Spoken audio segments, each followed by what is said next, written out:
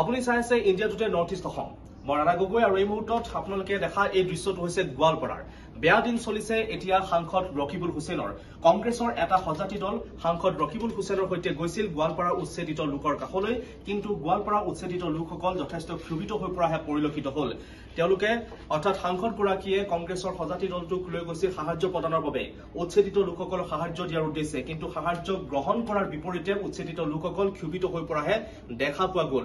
হাছিলা বিলত যিহেতু প্ৰশাসনে উচ্ছেদ চলাইছিল আৰু সেই উচ্ছেদৰ সময়ত সাংসদেই হওক বা বিধায়কগৰাকীয়ে হওক, যিসকল আজি তেওঁলোকক সাহায্য দিবলৈ গৈছিল তেওঁলোকে কোনো ধৰণৰ খবৰ লোৱা নাছিল, আৰু সেই খবৰ নোলোৱাৰ ফলত ক্ষোভত ফাটি পৰা জনতাই আজি সেই ক্ষোভিত হৈ পৰাৰ ফলতে আজি তেওঁলোকক আক্ৰমণ কৰিবলৈ উদ্যত হৈ পৰা দেখিবলৈ পোৱা গল। আৰু আপোনালোকে যদি দৃশ্যটো প্ৰত্যক্ষ কৰিছে তেতিয়াহ'লে দেখিব যে ভিআইপি এই বাহনসমূহত তেওঁলোকে গৈছিল সাহায্য প্ৰদান কৰিবলৈ, কিন্তু সাহায্য গ্ৰহণ নকৰিলে উচ্ছেদিত লোকে, আৰু ক্ষোভিত হৈ থকা উচ্ছেদিত লোকে বোকা ছটিয়াই তাৰোপৰি শিলগুটি নিক্ষেপ কৰাহে পৰিলক্ষিত হল। আৰু তেওঁলোক যথেষ্ট ক্ষোভিত হৈ পৰা দেখিবলৈ পোৱা গৈছিল। সাংসদগৰাকী লগতে তেওঁৰ লগত যি কংগ্ৰেছৰ সজাতি দল গৈছিল, তিনিগৰাকীকৈ বিধায়ক যি গৈছিল, তেওঁলোকক গাড়ীৰ পৰা নামিবই নিদিলে। তাৰ বিপৰীতে তেওঁলোকক গাড়ী ঘেৰাও কৰি তেওঁলোকক বোকা ছটিওৱা দেখিবলৈ পোৱা গল, আৰু তাৰোপৰি বিভিন্ন ধৰণৰ ককৰ্থনা কৰাহে দেখিবলৈ পোৱা গল, আৰু সমান্তৰালকৈ তেওঁলোক পলাবলৈ তাৰ পৰা বাধ্য হল। সেই স্থান ত্যাগ কৰিবলৈ বাধ্য হল সাংসদ ৰকিবুল হুছেইন আৰু আন তিনিগৰাকীকৈ বিধায়ক, যি তিনিগৰাকী বিধায়ক অৰ্থাৎ সজাতি এটা দল গৈছিল কংগ্ৰেছৰ সাহায্য প্ৰদানৰ বাবে, আৰু সেই সময়তে আক্ৰমণৰ সন্মুখীন হ'ব লগা হল। আৰু প্ৰশাসনে যিহেতু উচ্ছেদ চলাইছিল, এই উচ্ছেদিত লোকসকলৰ এতিয়া নাজল নাথল অৱস্থাৰ সৃষ্টি হৈছে।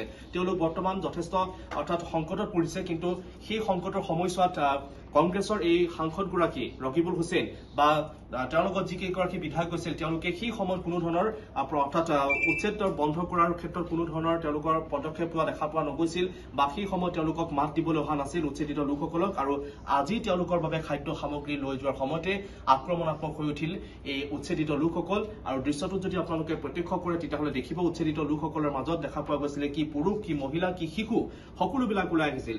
বহু জনতা ওলাই আহিছিল, আৰু তেওঁলোকৰ বাহন কেইখন অৰ্থাৎ ভিভিআইপি বাহন কেইখন দেখি আক্ৰমণাত্মক হৈ উঠাহে দেখিবলৈ পোৱা গল। আৰু আজিৰ দিনটোত অৰ্থাৎ দেখা পোৱা গৈছে এই সাংসদ ৰকিবুল হুছেইনৰ দিন যেন এতিয়া বেয়া দিনলৈহে চাপি আহিছে সেই বুলি ক'ব লাগিব। কাৰণ দেখা পোৱা গৈছে তেওঁ এইসকল লোকৰ সংখ্যালঘু যিসকল লোক আছে তেওঁলোকৰ যি উচ্ছেদিত হল, ঘৰ উচ্ছেদিত কৰা হল, তেওঁলোকৰ ঘৰ দুৱাৰ সকলোবিলাক ভাঙি পেলোৱা হৈছিল, কাৰণ অবৈধভাৱে তেওঁলোকে অৰ্থাৎ দখল কৰি আছিল বুলি কোৱা হৈছিল, আৰু যাৰ ফলত হাছিলা বিলত উচ্ছেদিত এই লোকসকলৰ দেখা পোৱা গৈছিল এতিয়া নাজল নাথল অৱস্থা। আৰু সেই সময়তে আজি যি সাহায্য প্ৰদানৰ বাবে গৈছিল, কিন্তু সেই সময়তে আক্ৰমণাত্মক হৈ উঠা দেখা পোৱা গৈছিল। আমি আপোনালোকক পুনৰ দৃশ্যটো আপোনালোকক দেখুৱাব বিচাৰিম সম্পূৰ্ণৰূপে।